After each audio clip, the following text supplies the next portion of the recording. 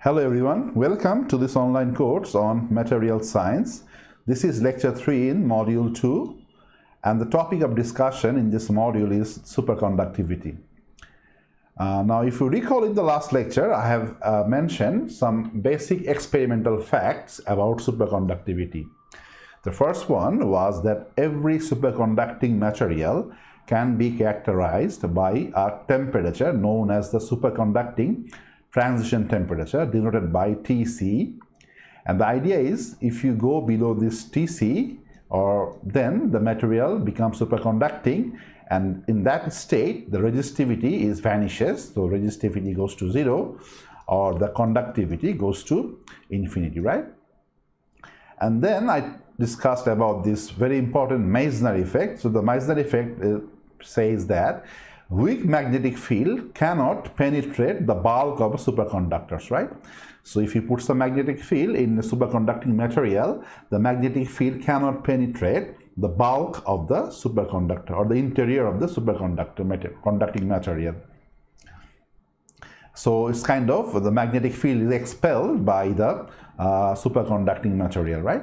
So if the bulk of the superconducting material expels all the magnetic field, then the question is, what about the boundary, right? So that's where the skin effect comes, that when you apply a magnetic field, what really happens is that the magnetic field penetrates only in the like a thin layer in the boundary of the superconductor, right? That's very important discovery. So I have listed some of the superconducting materials and their penetration depth. That amount of this penetration depth characterize that how much the magnetic field can penetrate inside a superconductor, right? And if you look at the unit here, it's nanometer. So 34 nanometer for tin, 16 for aluminum, then lead, we have cadmium, then niobium. So you can see it's in the order of nanometer, right? And any physical sample that we use in experiments, right? Let's say a few centimeters. So, and you can see the penetration depth is in the order of nanometers. So that's why if you have, let's say, a 5 centimeter sample, the magnetic field, if we apply magnetic field to the superconductor, then it will be somewhere like in the boundary of the superconductor. And you can see in this scale, if this is 5 centimeter, I cannot even draw, right, what's nanometer, what will be the 34 nanometers. You can see maybe somewhere in the like in the boundary the magnetic field will exist, and then in the bulk the magnetic field cannot penetrate, right? And if you recall, the equation was something like that, that the magnetic field vanishes exponentially as some strength at the boundary, which is B naught, and then as you go, let's say this is your x distance, and here we are plotting the strength of the magnetic field. So at the boundary we have some B naught, but then it starts to fall, right, really quickly. So this drawing is not up to scale because I cannot specify nanometer in the 5 centimeter scale, right? So, but you got the idea that it's really a very small region near the boundary where the magnetic field can exist, but not in the bulk. And then I have mentioned there exists a critical magnetic field. So the idea is that the way you can destroy the superconductivity of a material is that you can raise the temperature of your sample and go above Tc, right? So once you are above the transition temperature Tc, the material becomes normal again, so it doesn't superconduct anymore. But there's another way. You can keep the temperature below the transition temperature but increase the magnetic field. So there is a magnetic field limit beyond which the superconductivity is destroyed. So that's called the critical field. So these are the experimental facts. And then I mentioned about this specific heat contribution of the superconductors. So if you recall that usually for material, right, the specific heat has two different types of contribution. One is the electronic specific heat, which is proportional to its temperature. A is some constant, let's say, and that's linear in temperature. And another contribution comes from, let's say, some constant, and then this T cube law, right? So that it depends on the third law of third power of the temperature. So this is electronic part, if you remember from your electronic thermal properties of material. So this is electronic contribution for this specific heat, and this is for the phonons, right? And usually this superconducting Tc is really low, maybe few kelvins, so that's why this phonon at very low temperature, this term is not dominant, but this term is dominant, right? So at very low temperature, the electronic contribution of this specific heat usually dominates for material. So that's why you can see that at a very low temperature, let's say somewhere, we have a linear behavior, right, as expected. But what happens in superconductors really is that at Tc there is a jump, right? That's the first observation. There is a jump in the specific heat. And the one thing you should note here is that a jump or a discontinuity in specific heat is an indication that some sort of phase transition is happening. And as I mentioned in the last lecture, superconductor is a different phase of matter. It is as though on the right side of this jump, when T is greater than Tc, here the material is in a linear, showing the linear behavior of the specific heat with temperature. That's normal. But as soon as you go beyond Tc, you can see all of a sudden there is a jump, and then the specific heat really decreases, not linearly, rather exponentially, right? And that's another characteristics of superconducting material, that the specific heat below Tc in the superconducting state goes exponentially with the temperature. And then we studied the isotope effect. What that means is that if you take a same isotopes of a single material, different isotopes, and what is the difference between different isotopes is the ionic mass, right? So the number of neutrons are different, and that's why the ionic mass are different. And in experiment, it turns out that the critical temperature of the superconducting material depends on the mass of the ions, right? So, and then I have mentioned to you that as the transition temperature depends on the ionic mass, it is kind of indicative that the superconductivity is somehow related with some sort of phonon interaction. And although in this course I will not be able to fully explain these things to you, but you should understand one thing is that the superconducting material, inside the superconducting material, the electrons interact with each other, and these interaction can be attractive, and that's via the phonon. So usually, you know, the two electrons are negatively charged, so the Coulomb interaction is always repulsive, right? But for superconducting material, it turns out that under certain, definitely under certain conditions, the potential energy or the interaction between two negatively charged electrons can be attractive, and that's due to phonon, right? You remember that at some point in the lectures to come, maybe I will bring this topic again, that how phonon can mediate attractive interaction between two negatively charged electrons. And then we have another property which is known as the persistent current and flux quantization. And if you recall, the idea is something like that. Let's say you have a ring of superconductor, right? So it's have and ring of some material, and then in this ring you are above the critical temperature. So the ring is not superconducting yet, but and then you apply some magnetic field. The superconductor will the magnetic field will penetrate through the materials and also in the hollow ring, right? So the magnetic field flux line will penetrate everywhere. But now, as soon as you go below Tc, right? If you cool your sample below Tc, what happens is that, and then if you remove the magnetic field, the flux stays there. And one important thing to remember is that if somebody can remember the amperes law, right? You can remember that when there is a magnetic field in this direction, it can set up a current, right, in the ring, a circulating current. But when you go below Tc, the idea is that now the current keeps flowing even if you get rid of the external magnetic field. The magnetic field is kind of trapped inside the superconductor. Then, and the important thing is that the amount of flux line inside this loop is quantized. That's another very fascinating experimental findings about superconductivity, is that the flux lines are quantized, and the quanta of the flux is sorry, h by twice c. That's a fundamental constant, right? H is the constant of the Planck constant, 2 is the mass of the 2 is the charge of the electron, so that's the constant, and the flux is an integer number, n is an integer of this quanta. Now in this lecture I will try to explain this part of the superconducting material, is that why the persistent current is there, right? And that's a very important thing about this superconducting materials. For that, let's say we have some ring of material, right?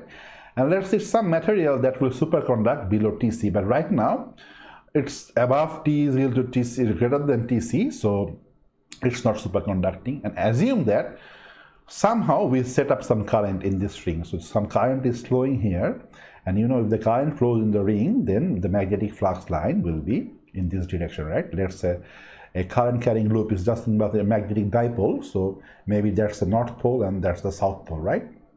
That's a magnet. A current carrying loop is nothing but a magnet, and you can see the magnetic flux coming out from the north and it's kind of re-entering. So this will kind of do like this, right? They will close upon, it will come out from the north pole and re-enter in the south pole, right? And let's say let's cut this ring, and let's try to understand.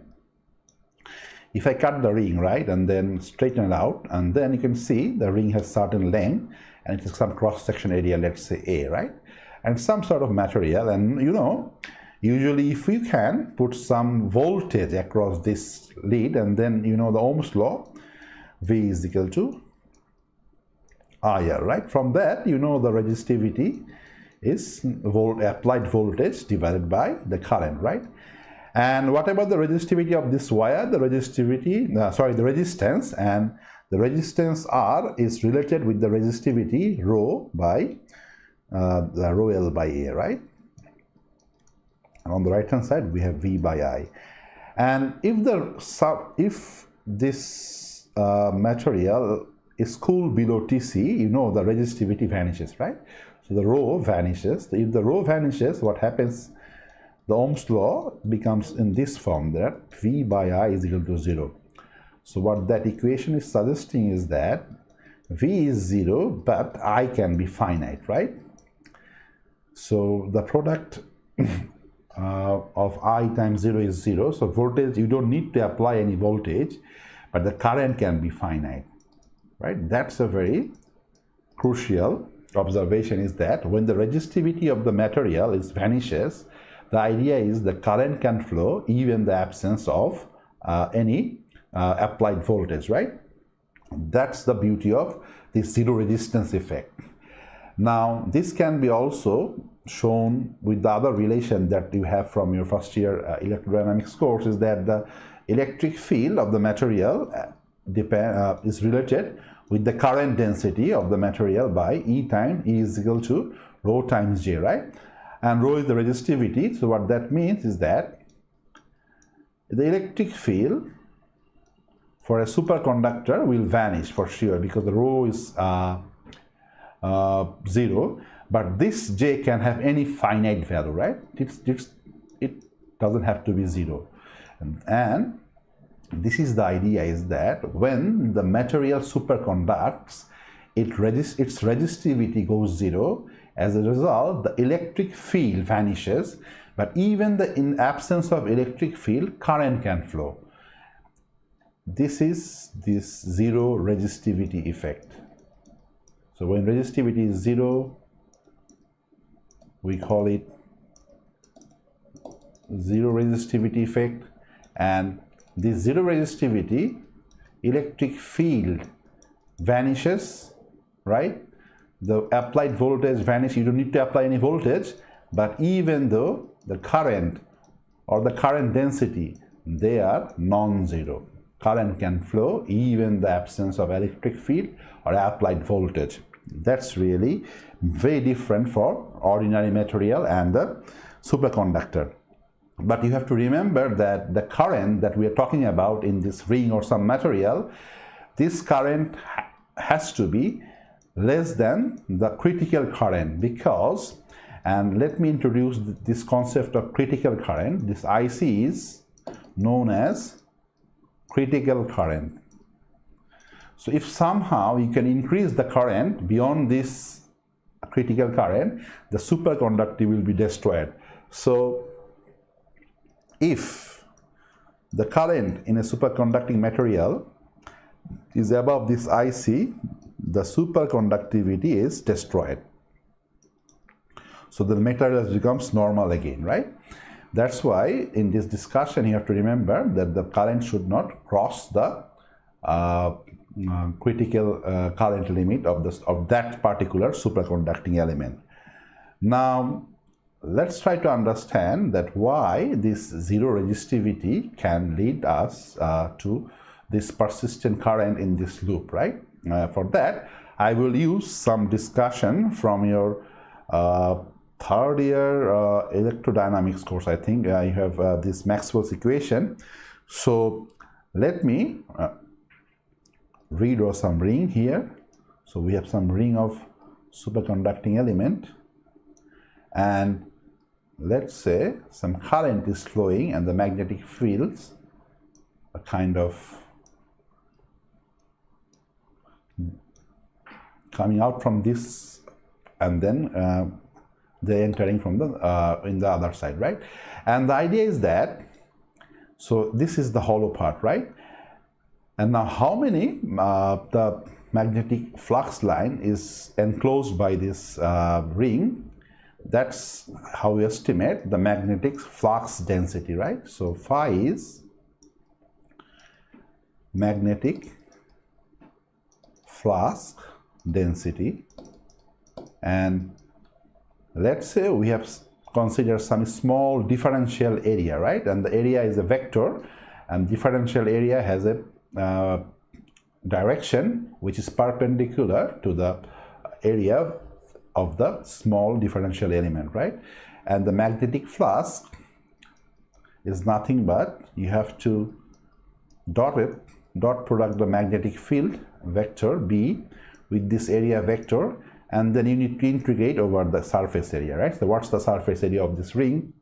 And that's how, so the surface integration has to be a two-dimensional integration, and that's how we define the magnetic flux lines, right? Now let's write one of the Maxwell's equation. If you recall, we have 4 Maxwell's equation, and let me write the one of the 4 Maxwell's equation, one that says the curl of the electric field is negative the rate of change of the magnetic field, right? B, dB by dt over time. Now we can perform a dot product with the differential element, right, in the both sides of the equation. Now we can perform the integration. So before that, so here what I am doing is that I am taking the time derivative of the magnetic field, then taking the dot. It is the same if I take the dot product first and then take the time derivative, right? So, and now in the both sides of the equation I can perform the surface integration, right? And here let me just put the, and what is this?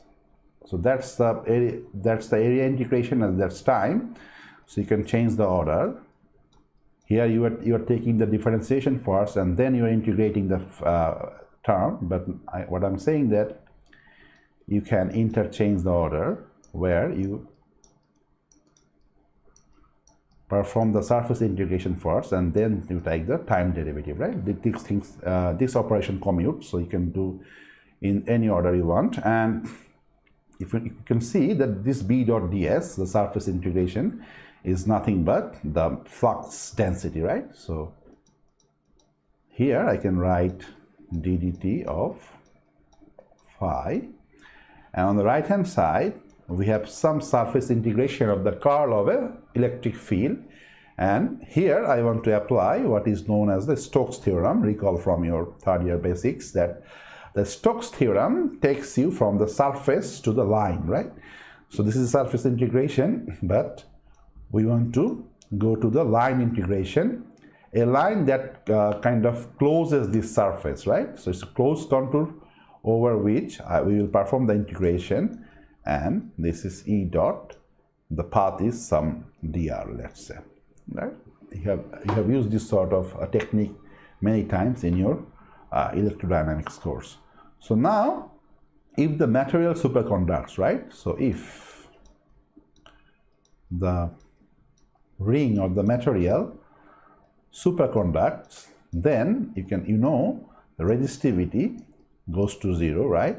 What that means is that the electric field goes to 0, right? So if the electric field is 0, in this equation you can see this is 0, right? Because the electric field itself is 0. So what that means is that d phi by dt is 0, and if something never changes, then the derivative with respect to time is 0, right? So here in this equation is implying is the magnetic flux density is constant. It will not change, right, for a superconducting material.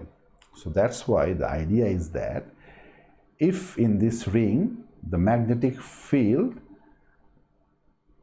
never changes, so once you remove the external magnetic field, source of the external magnetic field, even then the superconducting ring will not let the magnetic field to vanish, because I have proved that the magnetic flux number cannot change in a superconducting ring, right?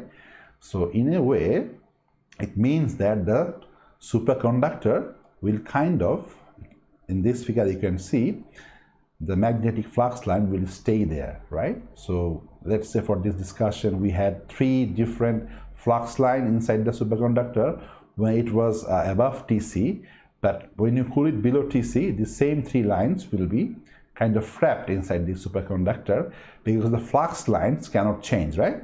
But if the flux line cannot change, then the current must keep flowing in the ring, right? And that's why the superconductor supports this persistent current in the loop for a very, very, very, very long time.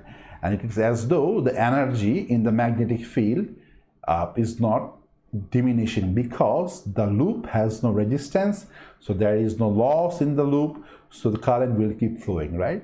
So that's how you can show that the superconducting material, due to its zero resistivity, can support persistent current in a superconducting loop where the flux will never change even if you remove some magnetic field when the material is superconducting, right? So that's the origin of this persistent current, and you can see fairly easily with some electrodynamic, right? That's why I have bring this topic here, because this is like the electrodynamics of superconducting material, and you can kind of understand this effect fairly easily, that why the persistent current can live in a superconducting material. But the difficult part of the superconducting material comes when you ask yourself a rather deep question about that. What really happens at a microscopic level that all of a sudden the material becomes superconductor and it behaves so differently, right? And that's really a difficult and a challenging topic, right? No doubt. I think for this lecture, that's about it, and thanks for listening.